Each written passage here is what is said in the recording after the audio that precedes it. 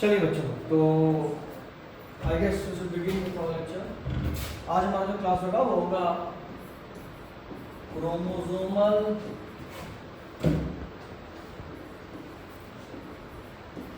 Theory of inheritance.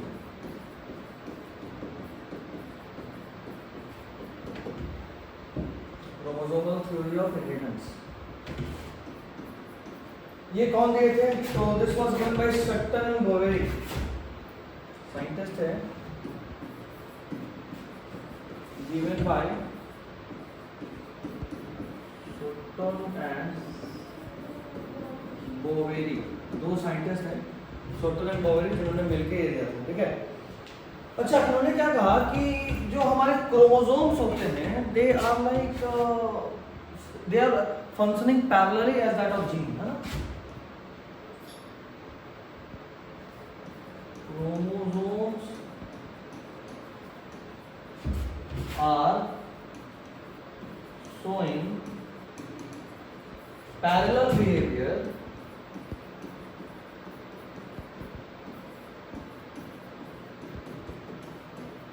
as that of genes.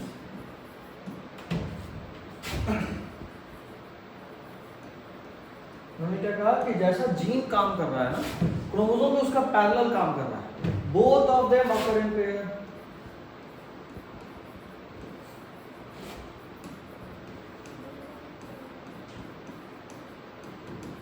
दोनों के दोनों कैसे काम कर रहे हैं? पेयर। इसका क्या मतलब है? इस पूरे कंसेप्ट का मतलब क्या दिखता है? जैसे मान लो ये मेरा एक डीएनए है,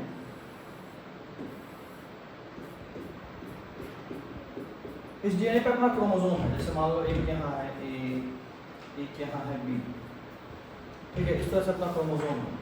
तो ये क्रोमोसोम के एकदम पैरेलल में फंक्शन, सॉरी ये जीन है, जीन एक जीन यहाँ है, एक जीन यहाँ है मान लो, ठीक है।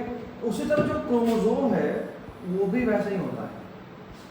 एक यहाँ पे ए है और एक यहाँ पे बी, उन्होंने ऐसा बोला।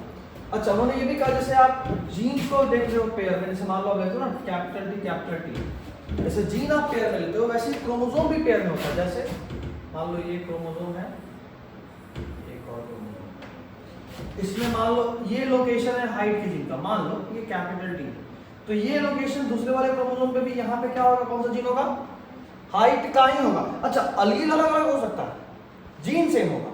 सच अगर यहाँ कैपिटल टी है तो हो सकता है कि हाँ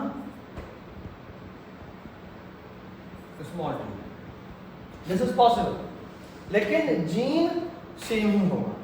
अच्छा, ये वाला कंसेप्ट कुछ यहाँ से लीजिए। अपन हम सब डिप्लॉयड है ना, हम जानते हैं डिप्लॉयड किसको बोलते हैं? जिसमें टू सेट ऑफ क्रोमोसोम्स हो। जैसे मान लो ये क्रोमोसोम नंबर 1 है, कितना होगा? 1 होगा। मान लो ये क्रोमोसोम नंबर 1 है, इसका भी नंबर कितना है? 2। उसी तरह क्रोमोसोम नंबर 2 है, इसका भी नंबर कितना है? क्रोमोसोम नंबर 3 है, इसका भी नंबर कितना है? यानी जो भी क्रोमोसोम हमारे बॉडी में होगा सबका सब किसमें होगा? पेयर में होगा। All of them will be pair. क्योंकि हर क्रोमोसोम 2 है, 2 सेट, एक सेट 2 सेट। क्रोमोसोम नंबर 2 भी 2 है, 1 2, 3 भी 2 है, 2। इसलिए इस सेल को क्या बोलेंगे? कैसा है?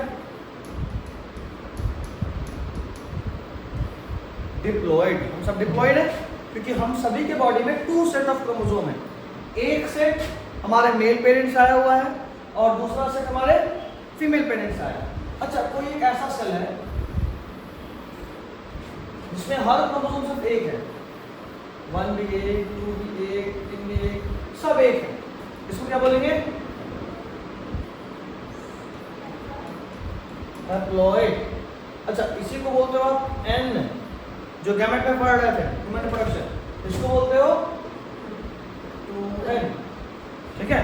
उसी तरह कोई एक ऐसा सेल है मान लो इसमें सारे क्रोमोसोम 3 सेट में है, 1 2 3, ये तीनों क्रोमोसोम नंबर 1 है। अच्छा, उसी तरह क्रोमोसोम नंबर 2 भी कितना है? 3 भी कितना है? 3। अगर हर क्रोमोसोम 3 के सेट में हो इसको क्या बोलेंगे? ट्रिप्लॉइड, एज इन कोई दिक्कत इसमें? ठीक, तो अभी तक अपन ने देखा क्रोमोसोम जो थे वो पैरेलली एक्ट कर रहे थे जीन के, उनका बिहेवियर पैरेलल था। अच्छा, सटन ने क्या करा ना, इन्होंने जो मेंडल का प्रिंसिपल ऑफ इनहेरिटेंस था उसको यूनाइट करा क्रोमोसोमल थ्योरी से, है ना, उस दोनों को आपस में यूनाइट करा। Sutton united the knowledge of chromosomes and segregation with Mendelian principle, और उन्होंने कहा कि भाई there is parallel behaviour of inheritance between chromosomes and genes. ठीक है, अच्छा, जैसा हमने बात करा जैसा जीन पेयर में था वैसा ही क्रोमोसोम भी पेयर में होता है। ये हमारे बॉडी का बात हो रहा है, जैसा जीन पेयर में होता है उसी तरह क्रोमोसोम भी। अभी देख रहा हूँ मैं डिप्लॉइड सेल का अगर बात करें हमारे सेल का, तो यहाँ पे जीन की तरह क्रोमोसोम भी क्या है, पेयर में। क्रोमोसोम नंबर 1 भी 2 है, क्रोमोसोम नंबर 2 भी 2 है, क्रोमोसोम नंबर 3 भी 2 है ना।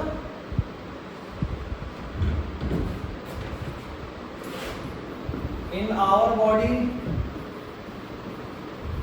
सेल्स जो कैसे हैं, डिप्लॉयड या 2 all chromosome occurs in pair। कोई दिक्कत इसमें? सारे क्रोमोसोम पेयर में होते हैं। अच्छा, these chromosomes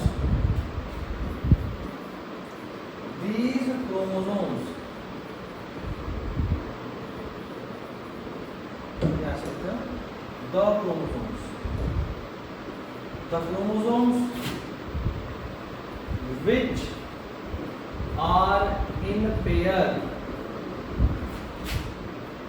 are called, important, क्या बोलते हैं उनको, होमोलोगस क्रोमोसोम। क्या बोलते हैं, होमोलोगस क्रोमोसोम। होमोलोगस का मतलब ये, जैसे मान लो एक सेल था, यहाँ पे क्रोमोसोम नंबर 1 2 था, ये भी क्रोमोसोम 1 है और ये भी क्रोमोसोम नंबर 1 है। क्योंकि दोनों क्रोमोसोम है, both of them are chromosome number 1। एक ही क्रोमोसोम 2 है, उसी तरह क्रोमोसोम नंबर 2 कितना है, 2 है। तो ये जो पेयर वाला क्रोमोसोम है, दिस पेयर वाला chromosome is called homologous chromosome. अच्छा, यहीं पे लगे हैं, एक और बात जान लेंगे ना, ये कितना क्रोमोसोम है और ये कितना क्रोमोसोम है।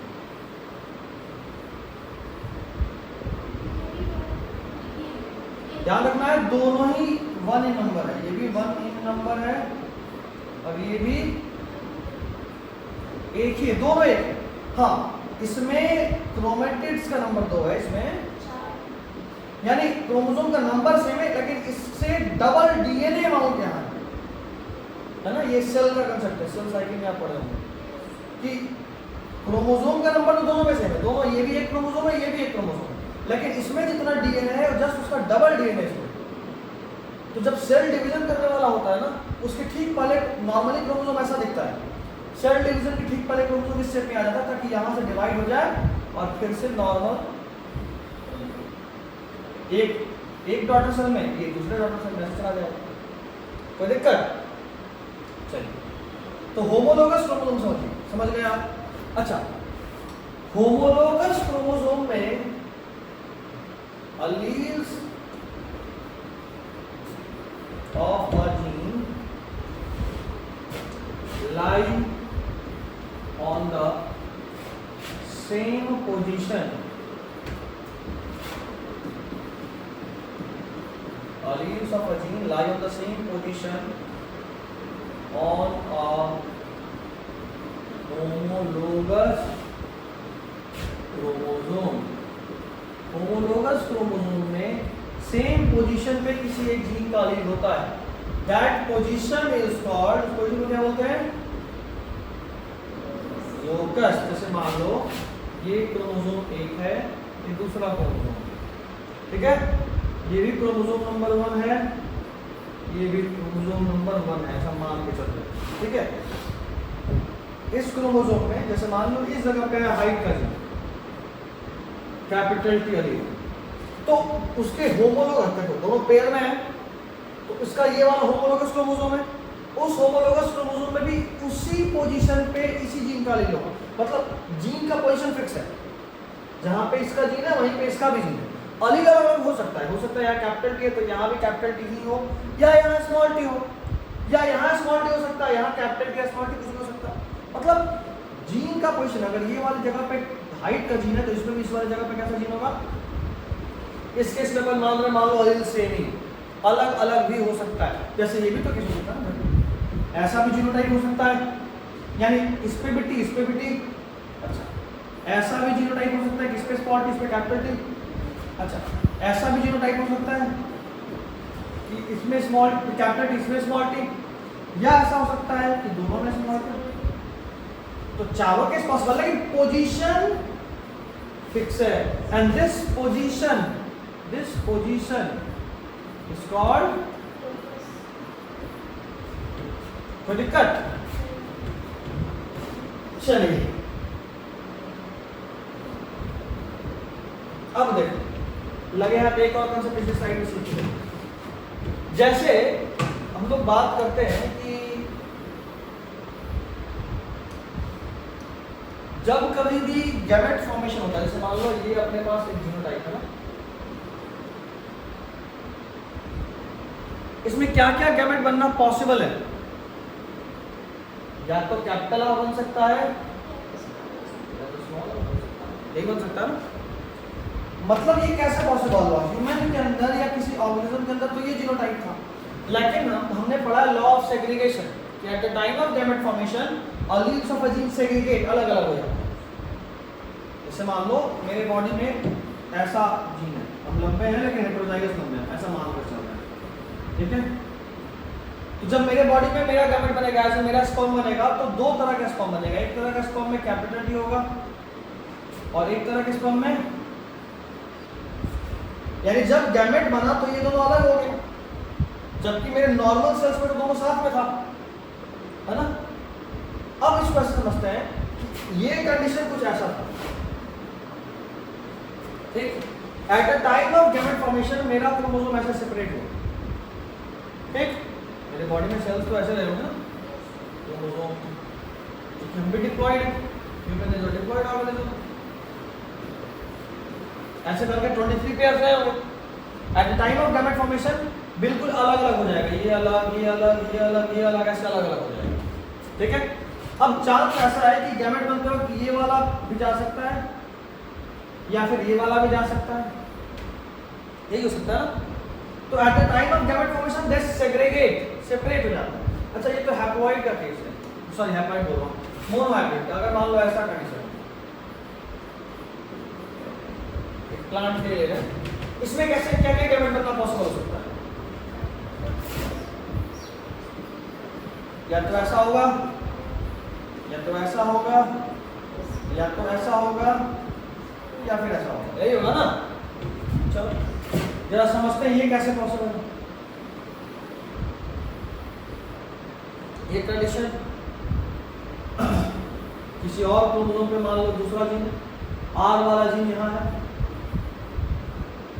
और उसके साथ यहाँ स्मॉल आर, मान लो यहाँ कैपिटल वाई वाला जीन है, यहाँ स्मॉल है ना, ये एक सेल है।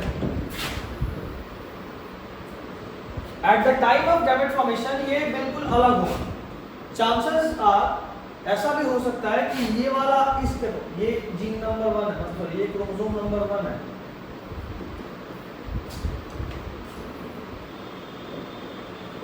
ये क्रोमोसोम नंबर 1 है, ये क्रोमोसोम नंबर, ठीक है। अब बस होना इतना है कि गैमेट फॉर्मेशन में दोनों क्रोमोसोम में से कोई एक क्रोमोसोम जाएगा, मतलब एक का बात कर रहे हैं, इन दोनों में से कोई एक, इन दोनों में से भी कोई एक। मान लो एक ऐसा गैमेट बना जिसमें इसका ये वाला क्रोमोसोम गया, इसका ये वाला गया, तो क्या लिखेगा ये? अच्छा, ये भी तो पॉसिबल है ये दोनों चला जाए। अच्छा, ये भी तो पॉसिबल है कि ये और ये चला जाए। अच्छा, ये भी पॉसिबल है कि ये दोनों चला जाए। अब दो बात यहाँ पे देख रहे हो कि किसी एक जीन का कौन सा अलील नेक्स्ट जनरेशन में जाएगा, अपने को नहीं पता, कहीं भी जा सकता है, कैपिटल आर भी जा रहा है, स्मॉल आर भी जा रहा है, बराबर ही जा रहा है। दूसरे जीन में भी वही बात है, एक जीन का कैपिटल वाई जाएगा कि स्मॉल वाई जाएगा नहीं पता, चारों का चांसेस है, 2 बार कैपिटल वाई का प्रोबेबिलिटी बन रहा है, 2 बार स्मॉल वाई का प्रोबेबिलिटी बन रहा है।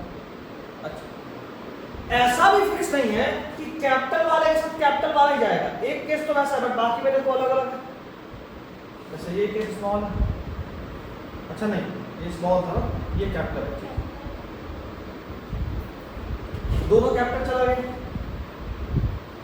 अच्छा ये भी है कि एक कैपिटल एक स्मॉल, कैपिटल और स्मॉल वाई दिख रहा है। अच्छा दोनों स्मॉल वाई, दोनों स्मॉल भी जा सकता है, और जरूरी नहीं है कि हर बार दोनों स्मॉल ही जाए, स्मॉल से कैपिटल भी जा सकता है, दिखना। यानी एक जीन का, देखो सुनना बात बहुत ध्यान से, एक जीन का अलील आपस में एक दूसरे से लिंक नहीं होता है, कोई भी बिल्कुल सेपरेटली अलग अलग गैमेट में जा सकता है, दिख रहा है।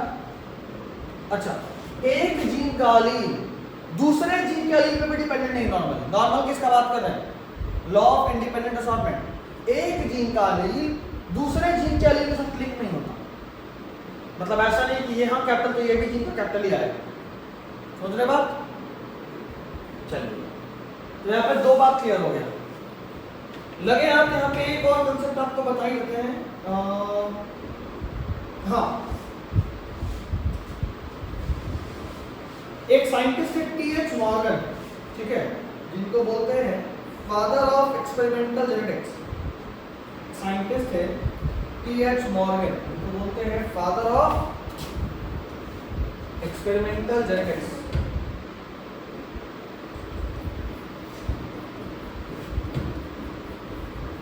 बहुत बड़े साइंटिस्ट जेनेटिक्स, मेंडल के बाद आए, है ना, मेंडल से उम्र में बहुत छोटे थे, लेकिन इनका रिसर्च मेंडल से, हाँ टी.एच. थॉमस हंट मॉर्गन, ठीक है,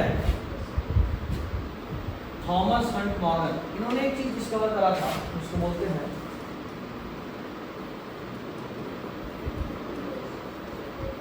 डिस्कवर लिंकेज, जो कि मेंडल के एक लॉ ऑफ इनहेरिटेंस का न्यू हिला दिया। देखो ये मेंडल का था ना, एक जीन का अलील दूसरे जीन के अलील के साथ लिंक नहीं होता, कैपिटल आर कैपिटल वाई के साथ भी जा सकता है, कैपिटल आर स्मॉल वाई के साथ भी जा सकता है, यही था ना।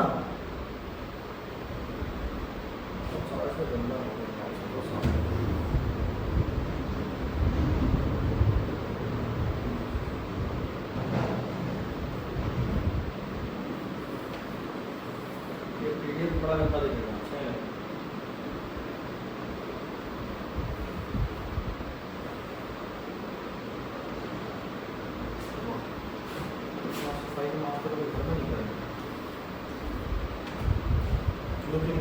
समझ गए बात। अब देखो इन्होंने क्या डिस्कवर करा, लिंकेज। एक्चुअली कंसेप्ट कुछ ऐसा है कि अभी तक जो हम बात करते थे उसको काटना शुरू करेंगे। अभी तक हम बात कर रहे थे कि एक डाईहाइब्रिड या एक 2n वाले सेल में, डिप्लॉयड सेल में 2 सेट ऑफ क्रोमोसोम होते हैं,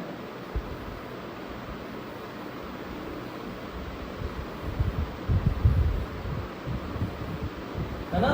कितने सेट ऑफ क्रोमोसोम होते हैं, 2 सेट ऑफ क्रोमोसोम होते हैं, जिनमें से एक किससे आया हुआ होता है,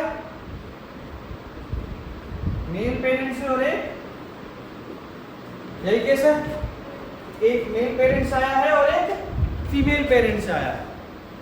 ऐसे अगर हम अपना बात करें तो मेरे केस में भी 2 सेट ऑफ क्रोमोसोम होगा, एक मेरे फादर से और एक मेरी मदर से आया होगा, कोई दिक्कत?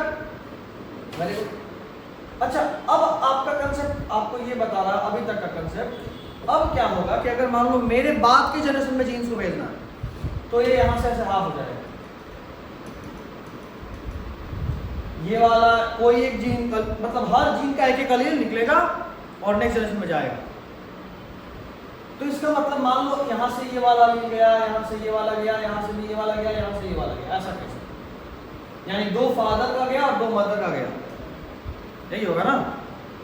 तो ऐसे जो मेरे बच्चों में ट्रांसफर होगा उसका कैरेक्टर एग्जैक्टली 50% मेरे मदर फादर से मिलना चाहिए और 50% उसकी मदर के मदर फादर से मिलना चाहिए। अगर अपने बच्चों का बात करें हम तो क्या ऐसा होता है? क्या हम सब 50% अपने बाबा दादी की तरह और 50% अपने नाना नानी की तरह दिखते हैं क्या? या कोई कैरेक्टर ऐसा होता है जो एकदम 50-50 हो? कुछ कैरेक्टर तो बकायदा ऐसा होता है जो हमारे से पहले हमारे खानदान में था ही नहीं।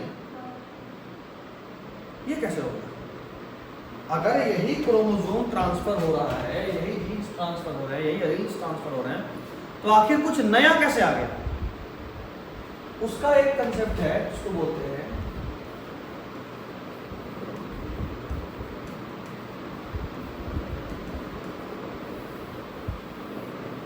क्या कंसेप्ट है?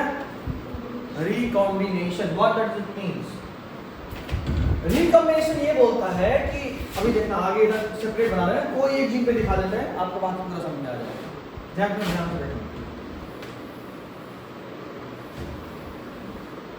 है ना। यहाँ देखो, मान लो यहाँ पे एक जीन है कैपिटल टी, यहाँ पे है स्मॉल टी, एक और जीन ले लेते हैं ना कैपिटल वाई, यहाँ भी कैपिटल वाई, ऐसा ठीक है। यहाँ स्मॉल कर देते हैं थोड़ा सा, एक कैपिटल एक स्मॉल दोनों तरफ हो जाएगा, ठीक है। कंसेप्ट रिकॉम्बिनेशन का ये बोलता है कि इन दोनों में से कोई एक अलील जाएगा गैमेट में, बट ये एग्जैक्ट नहीं जाता। दोनों में से कोई एक अलील के ट्रांसफर होने से पहले इन दोनों अलील का आपस में मिक्सिंग होता है, रिकॉम्बिनेशन होता है।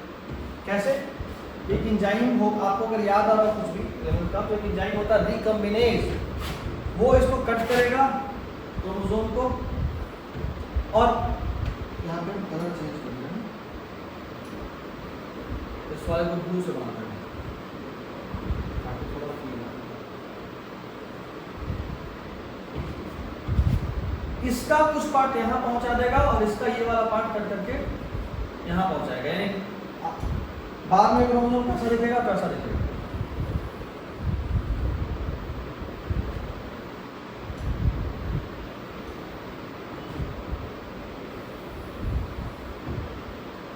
इसमें यहाँ का पार्ट इस वाले का आगे लगा हुआ, और इस वाले में यहाँ का पार्ट व्हाइट वाला आगे लगा हुआ। समझ रहे हो क्या हुआ? ये ग्रीन वाला लाइन से क्रोमोसोम कटा, इसका वाला एक ही जीन का बात हो रहा है। देखो दोनों होमोलोगस क्रोमोसोम है, ये होमोलोगस क्रोमोसोम के बीच में होता है, ये भी क्रोमोसोम नंबर 1 है और ये भी क्रोमोसोम नंबर 1 है, दोनों सेम क्रोमोसोम में एक पार्ट कटा और एक्सचेंज हो गया दोनों अलील में, मतलब दोनों होमोलोगस क्रोमोसोम में एक्सचेंज हो गया। ऐसे इसका वाला पार्ट व्हाइट वाला देखो यहाँ आके लग गया है, और इसका वाला ब्लू वाला पार्ट यहाँ आके लग गया है, ठीक है। इसको क्या बोलते हैं? क्या बोलते हैं इसको? रिकॉम्बिनेशन। अभी जरा समझ लो, इसी रिकॉम्बिनेशन कंसेप्ट को यूज करके यहां दिखा रहा हूं। एक क्रोमोसोम है मेरा,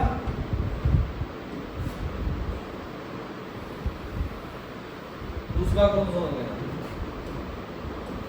यहाँ पे एक जीन था हाइट का, यहाँ जीन था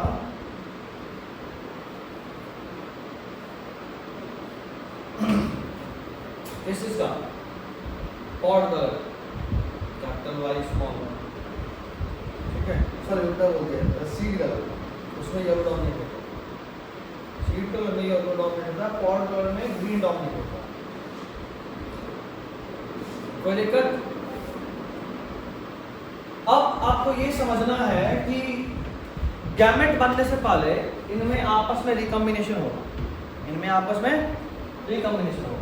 अच्छा, एक बात और यहीं पे दिमाग में डाल लीजिए, रिकॉम्बिनेशन कहां से होगा ये फिक्स नहीं होता है। क्या समझे? रिकॉम्बिनेशन कहां से होगा ये फिक्स नहीं होता, मतलब ये दोनों क्रोमोसोम कटेगा तो तय बात है, एक्सचेंज होगा तय बात है, लेकिन कहां से हो सकता है? एक्सचेंज यहां से हो गया, मतलब इस वाले वाई वाले जीन से नीचे से हो जाए, ठीक है। अगर यहां पे एक्सचेंज होगा तो ये वाला पार्ट कट के यहां जाएगा, इसका वाला पार्ट कट के यहां आएगा, लेकिन उससे क्या इस दोनों जीन पे कोई फर्क पड़ेगा? जैसे पहले था वैसे ही अभी भी है, लेकिन लेकिन लेकिन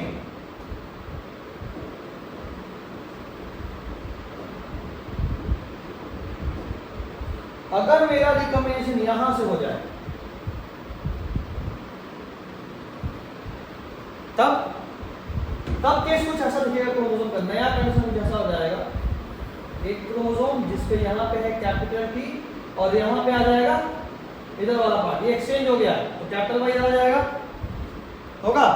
अच्छा ये वाला क्रोमोसोम कैसा दिखेगा, ऊपर में तो स्मॉल टी और नीचे में भी, अब हो सकता है ये वाला क्रोमोसोम जाए आगे गैमेट में, या हो सकता है ये वाला क्रोमोसोम जाए आगे गैमेट में, ठीक है बात।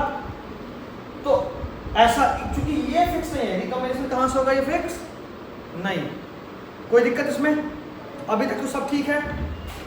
अब लिंकेज को घुसाते हैं। लिंकेज होता क्या है, linkage is actually physical association of genes. कई बार दो जीन आपस में फिजिकली एसोसिएटेड होते हैं, जुड़े होते हैं। इसका क्या मतलब, मेरे पास ऐसा कंडीशन है, एक जीन और ये मेरा दूसरा जीन, ठीक है। इस बार अपन 3 जीन दिखाते हैं ना, अच्छा लगेगा थोड़ा सा। एक जीन यहाँ पे कैपिटल आर, एक जीन यहाँ पे कैपिटल वाई, और एक जीन एग्जैक्टली यहीं पे मान लेते हैं, इसको बोल दिया स्मॉल है, 3 जीन, ठीक है। चलो उसी का अली यहाँ पे कैपिटल आर मान लो या स्मॉल है, वाई भी यहाँ पे स्मॉल है, और ए वाला एग्जैक्टली ठीक नीचे कैपिटल मान लेते हैं, ठीक है। अपन को साफ साफ समझ में आ रहा है पिछले वाले केस से कि रिकॉम्बिनेशन कहीं से भी हो सकता है। अपन 2 केस देखे थे, रिकॉम्बिनेशन क्या होता है यहाँ देखे थे, और कहीं से भी हो सकता है वो यहाँ देखे थे, ठीक है। अब उस कंसेप्ट पे वापस आ रहे हैं, अब सुनना बहुत ध्यान से। एक बात बताओ, रिकॉम्बिनेशन तो कहीं भी हो सकता है, अगर यहां से रिकॉम्बिनेशन हो कोई फर्क पड़ेगा नहीं, बात ही कर। यहां से रिकॉम्बिनेशन हो तो पड़ेगा, ये अलग और ये वाला पार्ट अलग, लेकिन इन दोनों को कोई फर्क पड़ रहा है क्या, इसके पे भी इन दोनों को कोई फर्क पड़ रहा है क्या। अब तुम खुद सोचो कि इसको छोड़ो, ये दोनों जीन आपस में इतना करीब है, ये दोनों जीन आपस में इतना करीब है कि बहुत ही कम चांसेस है, बहुत ही कम चांसेस है कि रिकॉम्बिनेशन यहां से हो जाए। 100 में से शायद 2 या 3% चांस हो, बहुत से 5% चांस होगा, यही होगा ना। मैक्सिमम तो होगा कि या तो नीचे ही हो जाए या तो ऊपर ही हो जाए। तो अब आपको जो आपका नया कंडीशन दिखा रहा है, वो आपको नया कंडीशन ये बात बता रहा है कि रिकॉम्बिनेशन चाहे जैसे भी हो, इन दोनों जीन के अलग होने के चांसेस बहुत ही कम है, यानी ये दोनों जीन फिजिकली जुड़ा हुआ है। This condition is called linkage. यहां पे law of independent assortment fail कर गया। लॉ ऑफ इंडिपेंडेंट असॉर्टमेंट क्या बोलता था कि एक जीन का एलील किसी भी दूसरे जीन के किसी भी एलील के साथ जा सकता है, लेकिन इस केस में तो साफ साफ दिख रहा है कि वाई जब जाएगा तो एक के साथ जाएगा स्मॉल वाला, और यहाँ कैपिटल वाला दोनों साथ में जाएगा, है ना सर, एक कैपिटल और एक स्मॉल दोनों है। यहाँ कैपिटल वाई जब जाएगा तो स्मॉल ए के साथ जाएगा, और स्मॉल वाई जब जाएगा तो कैपिटल ए के साथ जाएगा, क्योंकि इन दोनों के अलग होने के चांसेस बहुत ही कम है। This is what we call as linkage. तो लिंकेज को कैसे डिफाइन कर सकते हैं, क्या हम ऐसा बोल सकते हैं कि linkage is inversely proportional to distance between the genes, ऐसा बोल सकते हैं क्या कि जीन के बीच में डिस्टेंस जितना ज्यादा होगा लिंकेज उतना कम होगा। देखो डिस्टेंस जितना ज्यादा लिंकेज उतना ही कम, और जितना कम डिस्टेंस लिंकेज उतना ही ज्यादा। कोई दिक्कत, पक्का ना, ठीक। तो आपने लिंकेज देखा, आपने क्रॉसिंग ओवर देखा। अच्छा एक और बात ना, क्रोमोसोम भी 2 तरह का हो सकता है। एक तरह के क्रोमोसोम को अपन बोलते हैं ऑटोसोम, और एक तरह के क्रोमोसोम को बोलते हैं सेक्स क्रोमोसोम। क्रोमोसोम कितने तरह का होता है, क्रोमोसोम अपने पास 2 तरह का होता है। एक तरह को बोलते हैं ऑटोसोम, दूसरे तरह को बोलते हैं sex chromosome. Autosome and sex chromosome. अच्छा, जो सेक्स डिटरमाइन करता है उसको बोलते हैं सेक्स क्रोमोसोम, और उसके अलावा बाकी सारे को बोल देते हैं ऑटोसोम। हमारे बॉडी में क्रोमोसोम टोटल कितने हैं? इन 23 पेयर में से 22 प्लस XX या 22 प्लस XY, यही कंडीशन देखने को मिलता है। इसमें से ये जो 22 है ये क्या है? ऑटोसोम। और अंत का दो, मतलब अंत का एक पेयर, अंत का दो क्रोमोसोम या एक पेयर, इसको क्या बोलते हो? Sex chromosome. ठीक है। अच्छा, इसी बात से यहां पे एक बात कर लेते हैं ना, लिंकेज, डिस्टेंस बिटवीन जीन के इनवर्सली प्रोपोर्शनल। तो इसका एक उल्टा चीज होता है। लिंकेज का उल्टा क्या होता है? रिकॉम्बिनेशन। लिंकेज यानी जुड़ा रहना और रिकॉम्बिनेशन होना यानी अलग होने का चांसेस। तो क्या ऐसा बोल सकते हैं क्या कि recombination is directly proportional to distance between gene? यानी डिस्टेंस बिटवीन जीन जितना ज्यादा होगा, रिकॉम्बिनेशन होने का चांसेस उतना ज्यादा होगा, और डिस्टेंस बिटवीन जीन जितना कम होगा, रिकॉम्बिनेशन होने का चांसेस उतना कम होगा। कोई दिक्कत इसमें? चलो, इतने सारे कंसेप्ट को देखने के बाद अपन एक सवाल देख लेते हैं, है ना?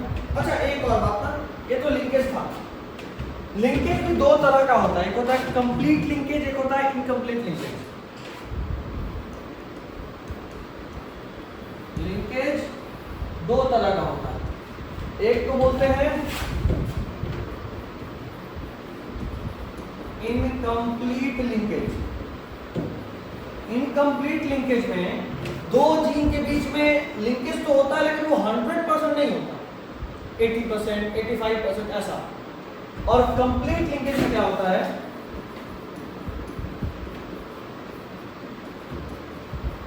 इसमें 100% लिंकेज होता है। दोनों का मतलब समझो। इस केस में क्रोमोसोम पे जीन ऐसा दिखेगा, ये क्रोमोसोम है, यहाँ पे मेरा एक जीन है A, और थोड़े दूरी पे एक जीन और जीन है B, ठीक है? यहाँ भी लिंकेज का चांसेस है ना?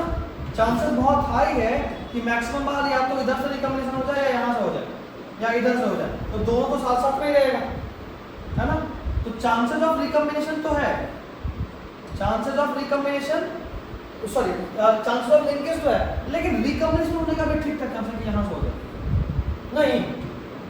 लेकिन जाहिर सी बात है ये चांसेस बहुत कम है। 100 में 10 से 15 बार 20 बार मिलेगा ऐसा, बाकी 80 बार इधर से ही हो जाएगा या यहाँ से हो जाएगा, है ना? इसको बोलेंगे बीच में थोड़ा तो गैप है। अच्छा, कंप्लीट लिंकेज का कंडीशन ऐसा होता है, यहाँ पे एक जीन है A और उसके ठीक बगल में, अब बताओ यहाँ चांस जगह भी नहीं दिख रहा सही से, तो यहाँ क्या चांसेस है होने का? नहीं। तो ये 100% लिंकेज दिखाएगा। This is what we call as complete linkage. अच्छा, एक क्वेश्चन है,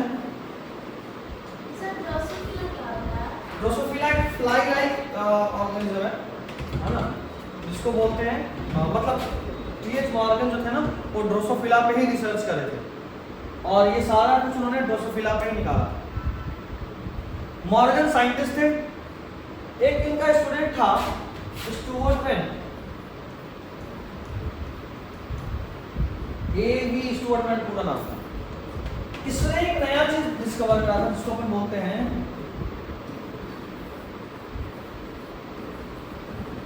जीन मैप।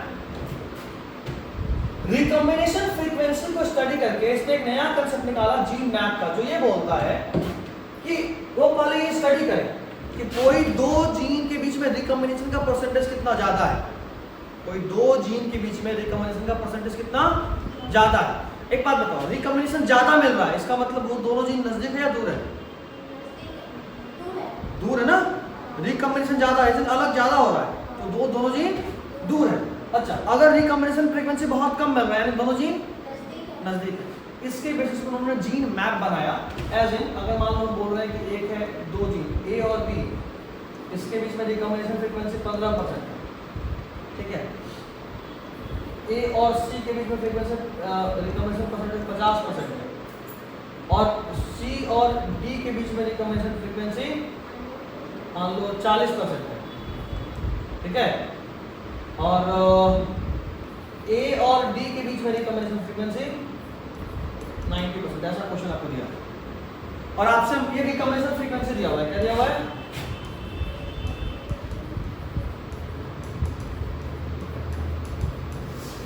रिकॉम्बिनेशन फ्रीक्वेंसी, यानी नॉर्मल क्रॉस में कितनी बार रिकॉम्बिनेशन हो जा रहा है, frequency is number of repetition, ठीक है। तो अपन ने एक बार एक क्रोमोसोम ड्रॉ करा, ऐसा एक क्रोमोसोम ड्रॉ करा, देखा ए और बी के बीच में 15%, मान लो यहाँ ए है तो इधर कहीं भी रहा होगा 15% डिस्टेंस, 15% रिकॉम्बिनेशन। अच्छा, ए और सी के बीच में ये डिस्टेंस कितना दिया हुआ है? 50%, तो ये जाहिर सी बात है ये वाला डिस्टेंस कितना हो गया? हुआ ना? अच्छा, सी और डी के बीच में 40%, तो अब अपने को नहीं पता कि सी और डी के बीच में 40%, अब वो डी इधर भी हो सकता है, वो डी इधर भी हो सकता है, तो कैसे डिसाइड करें डी किधर होगा? अपने को दिया है ए और डी के बीच में 90%, ए यहाँ है, 50% ये, तो पक्का इधर होगा डी, तभी तो ये मिलके कितना हो रहा है? 90%, और ये 50 तो यही हो गया बी और सी, तो सी और डी कितना है? तो जाहिर सी बात है ये दोनों में कितना आ रहा है? आपने रिकॉम्बिनेशन फ्रीक्वेंसी के आधार पे एक क्रोमोसोम पे जीन का लोकेशन बता दिया, है ना? This is what we call as gene mapping. चलिए अगले क्लास में आपको एक और न्यूमेरिकल करा देंगे and then we will get into steps recombination part, okay? चलिए बच्चा, this was all for today's class.